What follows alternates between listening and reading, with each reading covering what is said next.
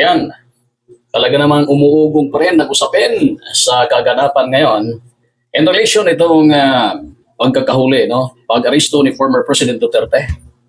Umabot na doon sa ICC, nagawa na ang pre-trial para kay former President Duterte na kung saan ay ito na nga ang dahilan ay yung patayan sa ating bansa noong siya ay nagiging presidente ng ating bansa, mga ka-Gym 5.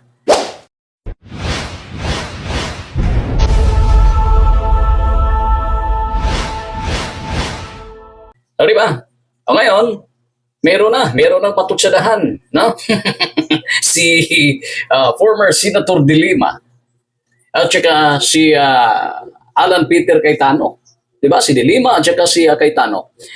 Sa usapin ng legalidad at ang pagkakaungkat about sa tinatawag nating human rights. Dahil, ayun na nga, no? Human rights violation ang pinag-ugatan itong lahat ngayon eh. Itong arrest warrant na ito na inilabas ng International Criminal Court or ICC ay sa kadahilanan na nakitaan, no, ng tinatawag na violation against human rights or crimes against humanity. Talaga naman. Kaya iba't ibang mga usapin, you know? Iba't ibang mga reaksyon ang nangyayari ngayon. Now, merong paabot. Merong agad na paabot na statement itong si Laila de Lima patungkol doon kay Peter Cayetano, Alan Peter Cayetano. Ito guys, pakinggan natin, no? Pakinggan natin. Pero bago ang lahat, sa mga di pa nakapasubscribe, please subscribe po sa the channel, Gym 5 TV, at huwag niyo kalimutan i-click yung ating notification bell para naman ay maging updated po tayo sa ating susunod na video. Meron ng palitan ng opinion, no? Itong dalawa about human rights, guys. Karapatan pantao na kung saan kung pakikinggan natin yung punto ni Laila de Lima ay hindi nasunod ang karapatang pantao. Walang galang at di ginagalang ang karapatang pantao habang marami ang mga namamatay noong administrasyon ni Duterte. Ito, pakinggan natin yung statement ni Laila de Lima. Mapatay ang libo-libong mga Pilipino kasama ang mga sanggol at mga bata. Alan Peter's defense of the EJKs and the drug war is well known. In fact, he should be one of those accused and arrested by the ICC together with Duterte. He enabled, encouraged, and goaded the deadly criminal enterprise that was a summary execution of poor Filipinos in the name of a fake drug war. Puro due process at human rights ang nalalaman mo ngayon. Pero nasaan ka noong nilabanan ko sa Senado ang kawalan ng due process at paggalang sa human rights ng mga pinapatay sa drug war?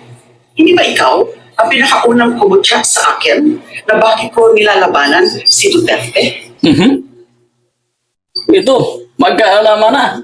Ha? Peter Cayetano, magkaalaman na. Ano ba? Ito.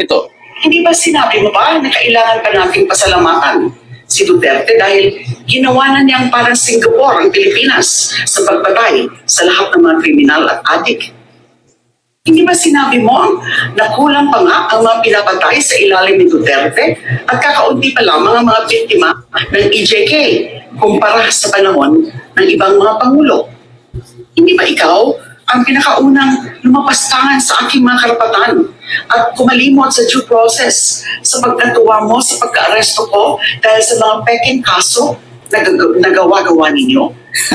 Ito kasi, kung ating matatandaan, itong si Laila de Lima, isa ito sa nakatikim ng administrasyon ni Duterte, no? Naipakulong ito eh. Di ba? Napagbintangan din ito na sangkot sa kalakalan ng illegal drugs, lalong-lalo na kung di tayo nagkakamali dyan sa may New Bilibid Prison. No? Napakaraming pagsubok din ang nadaanan. Mabuti na lang ito ngayon eh. Medyo sa tingin natin, okay na. Ha? Maganda na ang ano nito ni De Lima ngayon, nasa labas na. At ito, no? Yung kanyang tugon para kay Senator Peter Cayetano na kung saan ay kaaliado rin noon ni former President Duterte. Di ba? Ito pa. Asan ang due process noong tinawag mo akong spokesperson ng mga drug syndicate? Noong panahon na pinapatay na lamang sa kalsada ang mga addict at pusher? Nag-ingat ka ba bago ako tawaging drug lord? Dahil baka bigla rin akong patayin na walang due process? So mula dyan, mula sa kay Laila de Lima mismo ay sinabi na pusher at user pinapatay. At yan yung yun yung di nagkakalimutan ng mga Pilipino, no? Lalong-lalo na sa ating mga kababayan na kung saan ay naramdaman nila, no? Ang katahimikan kung krimen ang pag-uusapan na walang kinalaman ang adik, no? Walang yung lulong sa droga na kung makikita natin sa ngayon, no? Sa ngayon, itong mga balita ngayon na mayroong mga holdapan, rape, at kung ano-ano pang mga pangyayari sa lansangan na ang dahilan ay ang mga adik, mga lulong sa droga na matapos na sabog ay gumagawa na ng hindi magandang gawain sa ating kapwa. Ngayon lang bago, di ba? Bata, ni-rape, pinatay pa. Grabe, napakahayop na talaga ang mga pangyayari.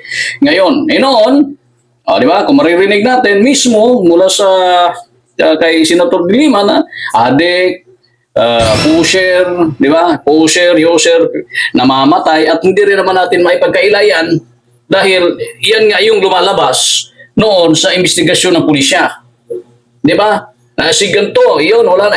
Ano kasi, pag titingnan ang record, mayroong kaugnayan sa illegal drugs. Di ba? At yun yung dahilan, hindi naman lahat. Kasi meron namang mga innocent, mga biktima rin ng namamatay dahil pero walang kalaban-laban. At ang may kasalanan, yung operative, no? Yung ilang operation ng kapulisan kung saan mayroong nadamay. No? Pero kalimitan noon, ang biktima, pag makarinig tayo ng may patayan dyan, tinitingnan agad ang kung meron ito kaugnayan sa illegal drugs, no? Di ba? Ito ngayon, meron na, nagsalita na itong si Laila de Lima, no? Nagsalita na mga Gym 5. Ukol dito about human rights, no? Bakit hindi binibigyan ng pagkakataon kung sumisigaw tayo about human rights doon sa pagkakahuli ni former President Duterte na yung iba sinasabi walang due process, bakit yung mga pinapatay noon meron ba? Yun, yun yung punto ni Senator de Lima. At ito, pakikinggan natin ang ilang sagot rin naman ni former Senator Peter Alan Cayetano. Ito guys. Hindi niya sinabi sa madlang people, sa atin lahat, na during her time as Justice Secretary, iniba nila yung definition ng extrajudicial killing. Hawak namin po yung mga papeles noon. So tapos pinapalabas niya na libo-libo na ang napatay. Na hindi niya sinasabi na ang extrajudicial killing nung siya ang Justice Secretary ay mahigit 10,000. So naging secretary ito ng Department of Justice si former Senator de Lima, guys, no? Nung mga panahon na yon, kailan ba yon? Kay Pinoy, kung di ako nagkakamali. Tama ba? No? Ito, pagpatuloy natin. At never po Ito sinabi... yung sagot, no? Sagot ni Alan Peter Cayetano sa statement na binitawan naman ni Senator Laila de Lima. Kulang ang napatay o pumatay. I mean, you're making me out to be a monster, ma'am, na hindi naman totoo. So at this point, I want to challenge yung mga famed fact checkers. Yan Rappler, yung mga investigative journalism. I-fact check nyo na lahat ng sinabi ni Senator de Lima kasi ang daming mali sa sinabi niya. Kailan ko sinabi na kulang pa yung patay? I always said that every life is valuable. Di ba? Parati natin sinasabi yung sanctity of life, no? So, ang punto po dun sa mga nagsasabi kay Duterte na, ikaw ba, binigyan mo ba sila ng due process?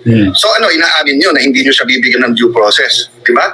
So, kung sino man na gumawa ng karumal-dumal na krimen sa buong Pilipinas, sa buong mundo, na walang due process, dun po lumalabas ang mga tunay na human rights activists na nagsasabing, sandali lang, kahit kriminal sila, meron silang human rights. They have the right to due process. They have the right to seek legal remedies.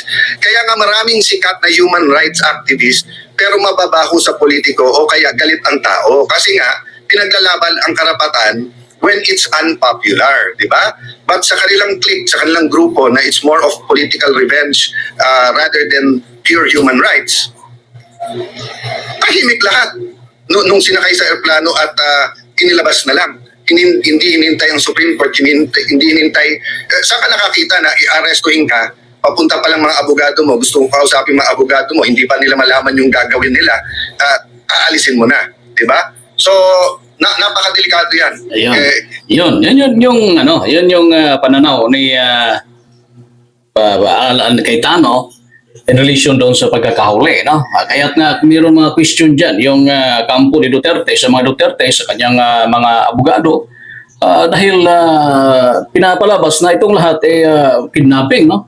Kidnapping yung pagiging pag-aristo ni Duterte dahil nanguna, question nga nila noon, nung andun na yung otoridad, andun na si Torre, nasaan na yung warrant of arrest na yan? Di ba? Nasaan na yung arrest warrant? Meron ba kayong maipakita? Nung kalaunan, nung nasa Villamor Air Base na, andun na confirm talaga na talagang meron naman. At yun, baka ang punto, nung oras at nung nahinarang sila doon sa airport ng pagkababa mula sa Hong Kong. Ito ay mga usaping legal at kung mapapatunayan naman, ito ay ino-open doon sa pre-trial, no? Kung di tayo nagkakamili, di ba na-open ito, pero wala namang masyadong doon. Ang importante doon pagkakaintindi natin na nandun na nga si former President Duterte. At para sa akin, ibang usapin yun yung legality ng pagkakaresto. So ngayon, ito muna maganda ang harapin. Ito sinandyan na nga, na doon na nga ito sa ICC. Yun yung tama ang ginawa na yung humarap, at masimula na agad ang trial para magkaalaman na kung sino nga ba ang tunay na nagwagi dito sa allegation na ito. Diba? Kasi suspect pa naman siya suspect pa naman si Duterte. Kaya nga ang tao nanawagan kahit sa sulok ng mundo merong mga supporters pa rin na sumisigaw na ibalik si Duterte sa Pilipinas. Diba? At alam naman natin na ang lahat ng ito ay may hangganan. Merong katapusan, no? Kaya kung ano lang yung dapat, no? Kung ano lang yung dapat na mangyari at kung may sasagutin, wala nang iba pang madamay ukol dito. Kasi sinabi na, no, ng Commission on Elections na kahit anong mangyari dito, andyan pa rin, Duterte pa rin, Rodrigo Duterte pa rin ang official candidate na nandyan pa yung pangalan na maaaring ibuto ng mga taga-Davao, no? So, official candidate pa rin. Kandidato pa rin. Kahit nandyan, no? Kasi by September pa, mag-release yung kuan, di ba? Patagal-tagal pa. At kung ano man ang magiging schedule dyan. Pero pagkakaalam at pagkakaintindi natin, mukhang hindi ito, mukhang apektado, no? Ang takbo ng kampanya itong kay Duterte. No? Kaya sabihin ng iba, wala na, disqualified na yan kasi wala hindi nga makadating. Pero nilinaw na ng COMELEC na hanggat wala pang judgment, no? Wala pang resulta, wala pang promulgation of judgment, wala pang kung ano-ano desisyon na mula sa korte na siya ay guilty at ito ay mananatiling mayroong karapatan na magpapili sa darating na halalan. Yun ang yung sinasabi natin noon Di ba? Ito kaya ay paano kaya ang magiging epekto nito? Ito kaya ay pwedeng bumaba at matalo si Duterte pagka mayor ng Davao dahil apektado ang kampanya at ang isyo sa kanyang pagkakaristo, or mas lalong lalakas ang kanyang puwersa, mas lalong maramdaman ng taga Davao ang suporta at ipakita nila kay Duterte. Palalaman natin yan pagdating ng halalan. Palalaman natin yan pagkatapos ng eleksyon kung sino nga ba ang may puso sa taong bayan dyan sa Davao City ngayong darating na halalan. Okay? So, sana naman, no? Itong bangayan ng dalawa, ito ay talagang, ano na ito eh. Di ba? Sagutan ng mga magagaling dyan. Lalong-lalo na, pare-pareho itong dumaan as legislator. Itong si Laila de Lima, naging former Secretary of Justice. Di ba? Si Senator Peter Cayetano, hindi kanya-kanyang opinion na kung saan ay nagbibigay ng pagkakataon para makapag-isip ang tao. Oo nga, no? Diba? Diba? Ngayon, sigaw kasi ng tao bayan sigaw ng karamihan, nasa na? Bakit ipinadala si Duterte? Yun eh. Sinagot na yan ng Malacanang, Mismo si President Marcos ang sumagot dyan. At ang lahat ay naayon sa batas. Ika nga, nasunod ang saktong posiso bago dalhin. Yung question na yan, yung tanong, wala illegal yan si Duterte, walang baon, walang bag. Yun nga, nakiusap nga tayo na magpalit muna siya. Kasi pati brief, wala. Diba? Magpalit muna siya, uwi muna, baka kinabukasan na siya aristuhin para makapaghanda kung anong pwedeng dalhin doon. Pero wala, hindi na pagbigyan. Hindi nga, diba? Mga ilang oras, nung araw na rin yun, kinagabihan, ay talagang inilipad na si former President Duterte. Abangan natin yung mga usaping legal at yung kanilang mga katanungan. Kung mayroong mga question ang kampo ng Duterte, ay ibang usapin yun. No? Ang punto, ando na ang dating presidente. Haharap na siya. At dito natin malalaman kung ano ang kahinatan ng lahat. Yung question about pag-arrest, ibang usapin yun para sa atin. Maaari silang magreklamo.